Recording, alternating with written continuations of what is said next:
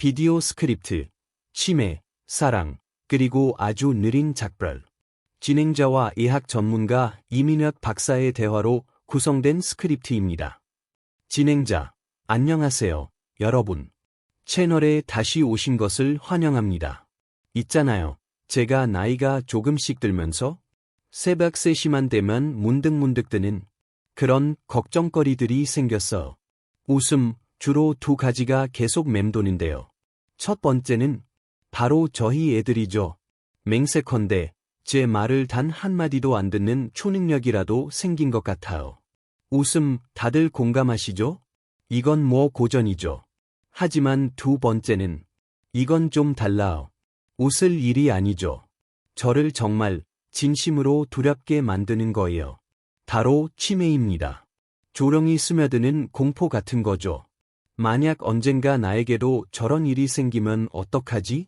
내가 사라지기 시작하는데 멈출 수가 없으면 어떡하지? 정말 끔찍해요. 제가 딱 그런 절망의 한가운데서 깊은 불안감에 빠져 있을 때 책을 한 권 만났습니다. 제목은 별표 아주 느린 작별 별표입니다. 저는 정말 큰 충격을 받았어. 이 책은 정말 뛰어난 대만 작가가 썼는데요. 세계적인 언어학자이신 분이에요. 자기 분야에서 정말 최고인 지성이죠. 그녀의 남편 역시 교수였는데 70세에 치매 진단을 받으신 거죠. 그리고 단 한순간에 그녀의 모든 세상이, 모든 정체성이 완전히 뒤바뀌었어. 그녀는 더 이상 그냥 아내나 교수가 아니었어. 간병인이 된 거죠. 그리고 그게 제 마음을 너무 아프게 때렸어. 당신이 얼마나 똑똑한지, 얼마나 성공했는지, 얼마나 유명한지는 아무 상관이 없어. 당신의 인생을 함께 만들어 온 사람, 세상에서 가장 사랑하는 사람이 매일매일 변해가고 당신을 잊어가는 걸 지켜보는 것. 저는 솔직히 이것보다 더 가슴 무너지고 진 빠지는 현실을 상상할 수가 없네요. 하지만 이 책은 놀랍게도 러브스토리입니다. 간병이 얼마나 힘든지에 대한 불평불만 일기가 아니었어요. 물론 정말 힘들었겠지만요. 이 책은 사랑 이야기입니다. 정말 아름답고 강렬하며 깊이 있는 사랑 이야기요. 그녀는 남편을 기억하기 위해 그가 어떤 사람이었는지를 붙잡기 위해 이 글을 썼어요. 대만 편집자의 추천사 한 구절이 있는데 제 마음을 완전히 무너뜨렸죠. 모든 단어에는 눈물이 배어 있고 모든 글자에는 변치 않는 사랑이 새겨져 있다. 솔직히 말씀드리면 최근 몇 년간 책을 읽으면서 이렇게 많이 울어본 적이 없는 것 같아요. 정말 날 것 그대로예요. 그리고 이 책은 단지 치매에 관련된 사람들만을 위한 게 아니에요. 살면서 한 번쯤 어떻게 나한테 이런 일이 싶은 그런 갑작스럽고 충격적인 일을 겪은 모든 사람을 위한 책이에요. 베스트셀러가 된 데는 다 이유가 있더라고. 마치 손을 잡아주는 것 같아요. 정말 큰 위로가 됩니다. 그리고 이 책은 우리가 오늘 나눌 이야기에 대해 많은 생각을 하게 해줍니다. 그래서 오늘 이분을 모시게 되어 정말 기쁩니다. 전문가 소개. 진행자, 오늘 이민혁 박사님을 모셨습니다. 박사님은 노년내과 분야의 최고 전문가 중 한 분이시고 저명한 아산병원에서도 근무하셨습니다. 그리고 많은 분들이 아시겠지만 저속노화, 슬로우 에이징 유튜브 채널을 운영하고 계신데 구독자가 무려 놀라지 마세요 50만 명이 넘습니다. 이 주제에 대해 이야기를 나눠줄 완벽한 분이죠. 이민혁 박사님, 오늘 시간 내주셔서 정말 감사합니다. 이민혁 박사, 안녕하세요. 초대해 주셔서 감사합니다. 정말 기쁩니다. 네, 맞습니다. 제 모든 세계는 노년의학이지만 제 열정, 그러니까 제가 정말로 소통하고자 하는 것은 사람들이 노화 과정을 새로운 방식으로 이해하도록 돕는 것입니다. 제 모든 관심은 제가 저속노화라고 부르는 것에 맞춰져 있습니다. 이건 노화를 멈추는 게 아니에요. 그건 불가능하죠. 이건 우리가 어떻게 하면 더 건강하고 더 기능적이며 더 활기찬 삶을 가능한 한 오랫동안 살아갈 수 있을까에 대한 이야기입니다. 치매란 무엇인가? 온-오프 스위치가 아니다. 진행자, 박사님, 바로 본론으로 들어가 볼게요. 앞서 말씀드렸듯이 많은 사람들에게 치매는 궁극적인 공포 같아요. 너무 절대적인 느낌이죠. 마치 어느 날 갑자기 스위치가 탁 내려가고 내 안에 있던 나라는 존재가 그냥 사라져버리는 느낌이랄까요. 정말 그런 건가요? 이민혁 박사, 그렇게 표현하시니 정말 와닿네요. 아주 흔한 공포죠. 하지만 가장 먼저 말씀드리고 싶은 건 그게 온오프 스위치 같은 게 아니라는 겁니다. 어느 날 괜찮다가 다음 날 치매에 걸리는 시기 아니에요. 그건 오해입니다. 현실은 치매는 수십 년에 걸쳐 일어나는 아주 느리고 아주 점진적인 쇠퇴라는 겁니다. 비유를 들어볼까요? 콩팥 기능처럼 생각해보세요. 대부분 잘 모르시지만 콩팥 기능은 30세 이후로 매년 약 1%씩 꾸준히 감소합니다. 느리고 꾸준한 과정이죠. 아니면 더 좋은 비유가 있네요. 악력, 지는 힘을 생각해보세요. 젊을 때의 최대 악력을 측정할 수 있죠. 그 최대치에서 30에서 40% 정도 힘이 떨어지면 우리는 그걸 진단합니다. 근감소증, 사우코퍼니어이라고 부르죠. 그리고 일단 근감소증 범위에 들어가면 낙상이나 다른 합병증의 위험이 훨씬 높아진다는 것을 압니다. 뇌도 똑같은 개념입니다. 스펙트럼이에요. 20대의 최상의 뇌 기능을 100점이라고 한다면 75점 정도로 떨어졌을 때 우리는 이걸 경도인지장애, MCI라고 부릅니다. 아직 기능은 하지만 예전보다 힘들어지는 거죠. 이름을 더 자주 잊어버리거나 약속을 깜빡할 수 있어요. 여기서 더 떨어져서 60점이나 55점 정도가 되면 그때 임상적으로 치매 진단을 내리게 됩니다. 연속적인 과정인 거죠. 실제로 이게 얼마나 과정의 일부인지 몰아주는 게 일부 과학자들은 이제 치매를 제3형 당뇨병이라고 부릅니다. 진행자, 잠시만요. 제3형이라고? 그럼 1형, 2형 당뇨병이랑 관련이 있다는 건가요? 이민혁 박사, 정확합니다. 그만큼 치매가 우리의 대사 건강, 우리의 생활 습관, 그리고 우리 몸이 에너지를 처리하는 방식과 아주 밀접하게 연결되어 있다는 뜻입니다. 이건 그냥 무작위로 어느 날 갑자기 벼락처럼 떨어지는 저주가 아니라는 거죠. 희소식, 예방은 가능하다.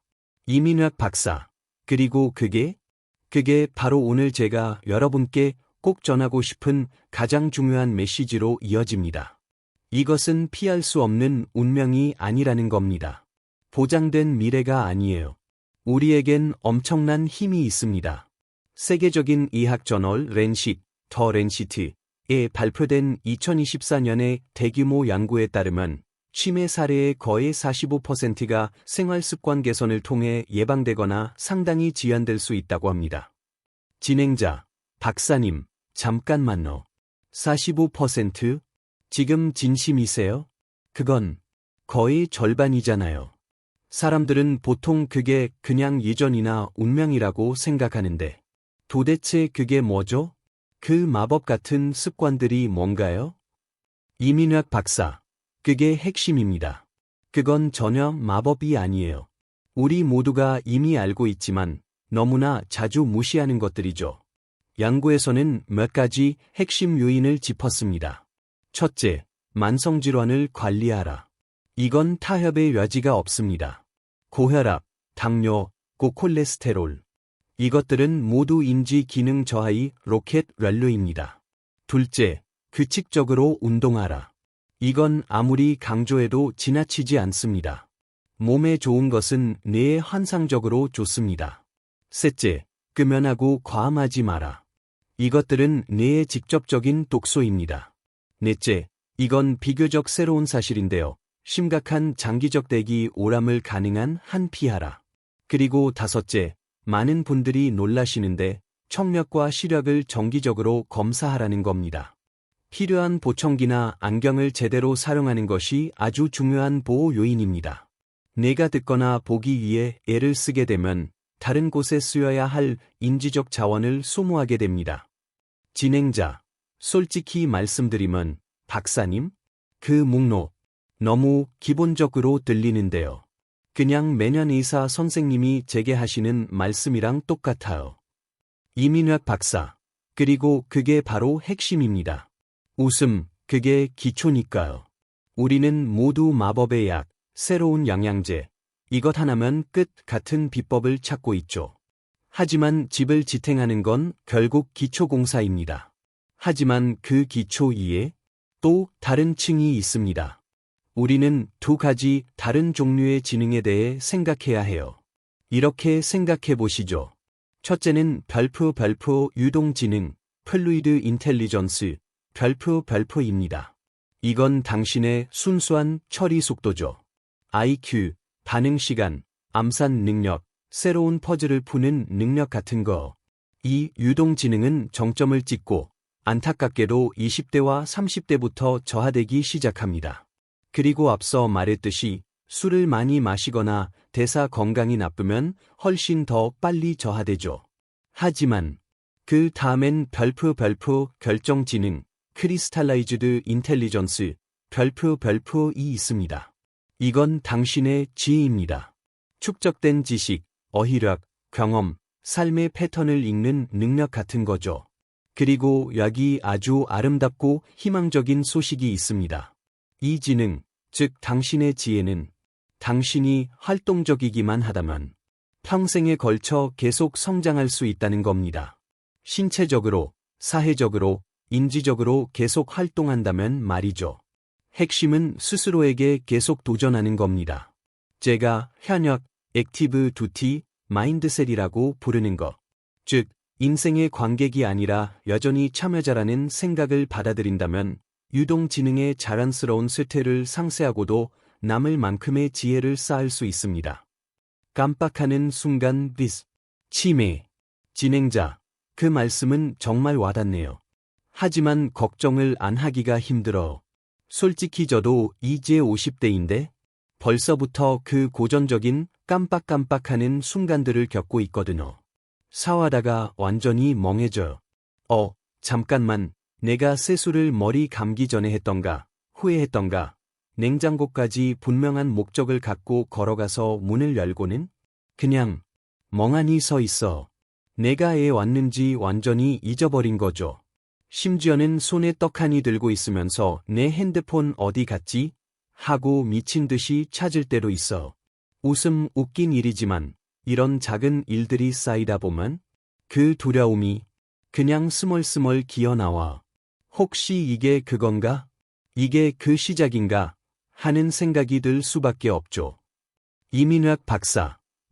물론입니다. 우선 지금 말씀하신 건 믿을 수 없을 만큼 흔한 일이라는 걸 말씀드리고 싶네요. 그 불안감 자체가 문제입니다. 건강에 대한 높은 불안감과 스트레스가 악순환을 일으켜 실제 건강을 악화시킨다는 연구 결과도 있거든요. 그러니 첫 번째 단계는 패닉에 빠지거나 저항하지 않는 겁니다. 그렇다고 그냥 내버려 두라는 것도 아닙니다. 바로 이럴 때 활동을 시작해야 합니다. 그 걱정을 연료로 쓰시는 거예요. 이 지점에서 아까 말씀드린 인지적 참여가 필요합니다. 예를 들어, 글쓰기는 환상적인 인지 활동입니다. 제가 말하는 건 손글씨예요. 흘림체든 정자체든요. 단순해 보이지만 소근육 운동 능력을 사용하고 종이에 닿는 펜의 감각을 피드백으로 받죠. 이건 아주 복잡한 뇌 활동이거든요. 그리고 조부모님들이 하시던 그 모든 게임들 있죠? 다 일리가 있었어. 마작이나 브리지, 혹은 복잡한 카드 게임 같은 것들, 모두 진지하고 유익한 인지 활동으로 분류됩니다. 노래 부르기, 악기 연주하기, 춤추기도 마찬가지예요. 춤은 정말 놀라워. 신체 활동, 사회적 교류, 인지 처리가 결합되어 있거든요. 진행자, 그럼 카드 게임이나 수도쿠 같은 거 하면 되겠네요? 이민혁 박사, 자, 여기에 비결이 있습니다. 그리고 이게 이 부분에서 가장 중요한 점이에요. 당신에게 약간은 어려운 일을 해야 한다는 겁니다. 만약 당신이 수도쿠 퍼즐을 10,000개나 풀어서 이제 뭐 척척 해낼 수 있다면 그건 더 이상 큰 도움이 안 돼요. 너무 쉽잖아요. 내가 성장하는 게 아니라 그냥 현상 유지를 하는 거죠. 새롭고 약간은 불편한 과제에 도전하는 것. 예를 들어 피아노로 새로운 곡을 배운다거나 새롭고 복잡한 레시피에 도전한다거나 나는 몸치인데 하면서도 댄스 교실에 등록하는 것. 바로 그것이 인지 예비능, 코그니티브 리저브를 만듭니다. 편안함은 내 가소성의 적입니다. 수면, 수면제, 그리고 이사의 딜레마. 이민혁 박사, 그리고 잠을 자야 합니다. 내 건강을 이야기하면서 잠을 빼놓을 순 없죠. 며칠 잠을 못 잤거나 스트레스가 심하거나 혹은 또 술을 마시면 내 기능이 훨씬 더 나빠진 것처럼 느껴질 수 있습니다. 잠은 내가 스스로를 청소하는 시간입니다. 아주 중요하죠. 하지만 이건 제가 진료실에서 보는 큰 문제로 이어집니다. 특히 노년층에게 특정 수면제에 대해 경고해야만 해요. 졸피뎀, 잘피덤, 계열의 약물들. 많은 분들이 별프 암비엔, 엠비엔, 별프로 알고 계시죠. 한때는 완벽하게 안전한 마법 같은 수면 스위치라고 생각됐지만 지금 우리는 이 약들이 특히 장기적으로 복용할 때 인지 기능에 매우 나쁠 수 있다는 것을 압니다. 기억 상실, 주간 혼돈, 선망, 심지어 몽유병이나 수면 중 섭식장애 같은 끔찍한 부작용을 일으킬 수 있어요. 진행자, 세상에. 하지만 박사님, 사람들이 뭐라고 할지 아시잖아요. 그래도 어떡해요? 난 저 약 없으면 잠을 못 자요.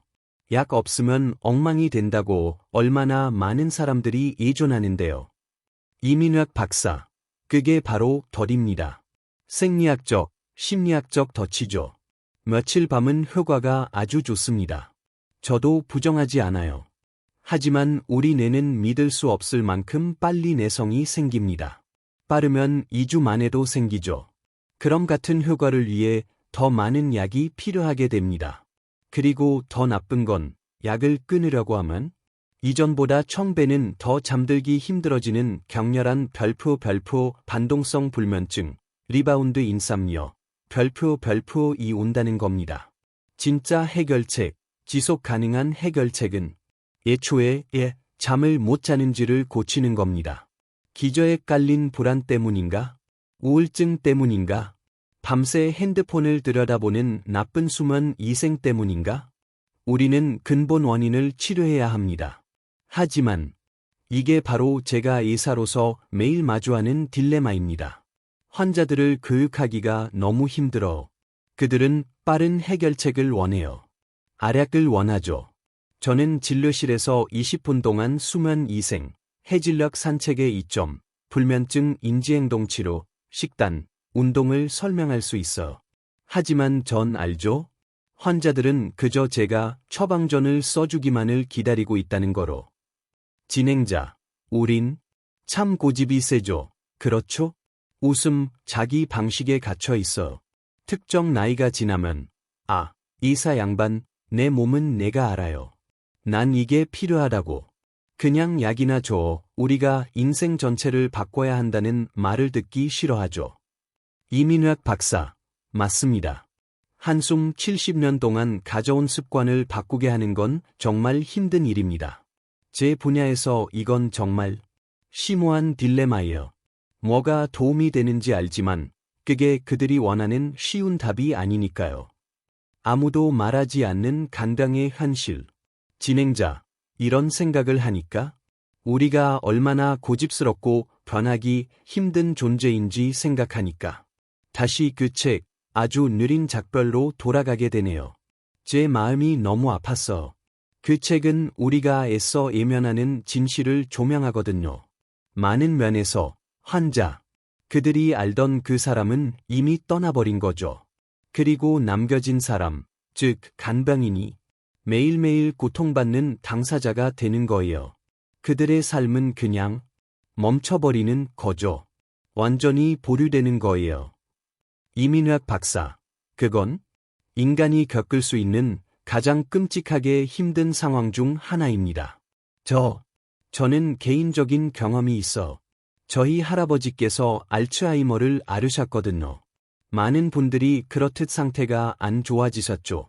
결국 흡인성 폐렴에 걸리셨고 병원에 입원하셨다가 요양병원으로 옮기셔야 했습니다. 생명 유지를 위해 경광급식, 피딩 튜브이 필요했죠. 그리고 저는 의사로서 객관적인 입장이 되어야 했어. 가족들에게 임상적으로 지금이 마지막 단계이며 무엇을 예상해야 하는지 설명해야 했죠. 하지만 의사가 아닌 제 아버지는 그저 아들이셨죠. 완전히 감정적이셨어. 제게 묻곤 하셨죠. 언제 뵈러 갈 수 있냐? 시간은 얼마나 남은 거냐? 고통스러워하시진 않냐? 그건 정말 가슴이 무너지는 일입니다. 다른 말로는 표현이 안 돼요. 환자가 침대에만 누워있게 되는 단계, 완전히 예존적인 단계에 이르면 그건 정확히 한 살배기 아기를 돌보는 것과 같아요. 하지만 성장하고 배우는 한 살배기가 아니라 쇠약해져 가는 한 살배기죠. 간병인의 삶은 완전히 마비됩니다. 잘 수도, 일할 수도, 친구를 만날 수도, 살아갈 수가 없게 되죠. 진행자, 그게 바로 모두가 물어보기 두려워하는 그 질문으로 이어지는 것 같아요. 그렇게 한계점에 도달하기 전에 요양시설을 선택하는 게 더 낫지 않을까요? 더 현명한 게 아닐까요? 당신 자신의 삶을 구하기 위해서 이렇게 말하는 것조차 너무 이기적으로 들리네요. 이민혁 박사, 아주 훌륭하고 동시에 말씀하신 대로 논쟁적인 지적입니다. 보세요. 서구에서는 그리고 공공정책에서 우리 모두가 말하는 이상향은 에이징 인 플레이스, 에이징 인 플레이스, 즉 살던 곳에서 늙어가는 겁니다. 집에서, 익숙한 환경에서. 이론적으로는 정말 멋지게 들리죠. 하지만 솔직히 말씀드리면 제가 젊은 의사였을 때와 지금은 이 문제에 대한 생각이 완전히 바뀌었습니다. 예전에는 저도 제가 요양, 홈케어이 언제나 최선이라고 믿었어. 하지만 제 환자들을 보게 됐죠. 심각한 치매를 앓는 90대 할아버지를, 본인도 건강이 안 좋은 80대 할머니가 간병하고 있는 거예요. 혹은 60대 자녀들이 부모님을 돌보느라 정작 본인들의 노후를 준비해야 할 시기에 완전히 지쳐 쓰러지는 걸 봤죠. 이건 로로 간병 현상이죠. 결국 어떻게 될까요? 간병인이 우울증에 걸립니다. 번아웃이 오죠. 본인의 건강이 완전히 무너집니다. 그럼 환자가 둘이 되는 거예요. 그래서 이젠 아닙니다. 저는 더 이상 좋은 요양시설을 이용하는 것이 아끼라거나 버리는 것, 어벤던먼트이라고 생각하지 않습니다. 많은 경우 그것이 간병인과 그 가족이 살아남을 수 있는 유일한 방법입니다. 우리가 나눠야 할 다른 차원의 대화. 이민혁 박사, 그리고 이 모든 것이 마지막이자 아마도 가장 어려운 주제로 이어집니다. 바로 우리가 임종기 돌봄, 엔드 오브 라이프 케어에 대해 어떻게 이야기하느냐입니다. 여기에는 거대한 문화적 차이가 존재합니다. 많은 동아시아 문화권에서는 가족이 모든 것을 해야 한다는, 즉 마지막 숨까지 싸워야 한다는 아주 강하고 뿌리 깊은 문화적 믿음이 있습니다. 그 결과 회복의 희망이 없을 때조차도 우리는 매우 공격적이고 침습적인 연명 치료를 사용하죠. 반면 서구, 특히 미국이나 유럽에서는 자율성, 오타너미, 즉 환자 개인의 의사를 최고의 가치로 두는 경우가 많습니다. 그래서 환자가 말기 치매 상태에 이르러 누구도 알아보지 못하고 음식도 삼킬 수 없게 되면 그들은 종종 경광급식을 권하지 않습니다. 대신 편안하게 해드리는 돌봄을 권하죠. 하지만 많은 동양 문화권에서는 그렇게 하지 않는 것을 부모를 굶겨 죽이는 지드로 봅니다.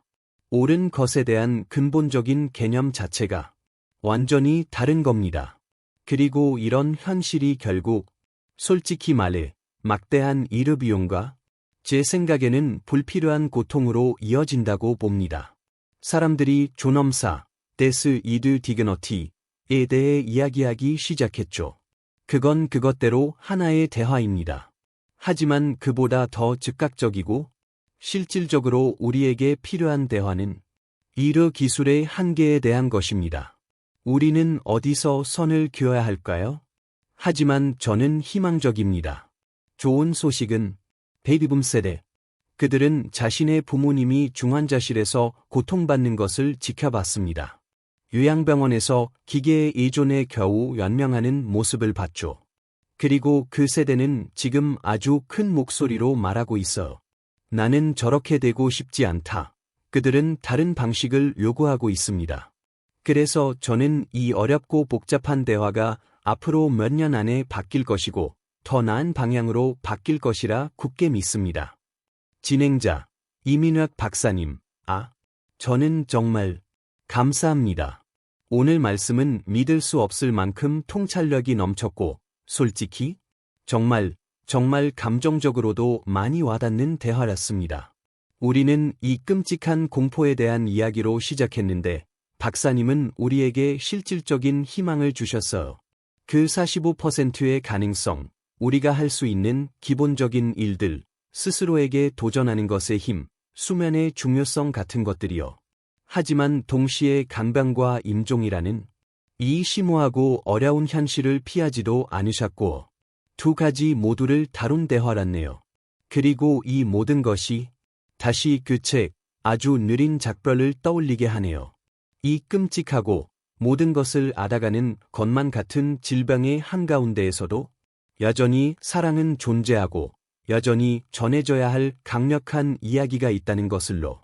오늘 박사님의 지혜를 나눠주셔서 정말 감사합니다. 정말 큰 의미가 있었습니다.